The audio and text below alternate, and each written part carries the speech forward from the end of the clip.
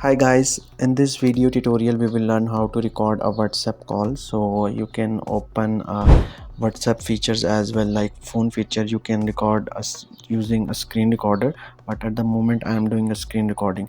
So you can open a Play Store app, and using a third-party app you can easily record video and audio version of your calls. So simply type a screen recorder. As you can see, a screen recorder for video recorder is showing over here, so it will record your videos and audios both. So simply you need to download this app in your phone. So once it will get download, all you need to do is simply open this application in your phone. So you can buy the paid version of this app as well, although you can use most of the features are totally free. So if you want to do a call recording, you can use free features. So as you can see, paid versions are showing over here, but I just want to close it and I just use it a free version.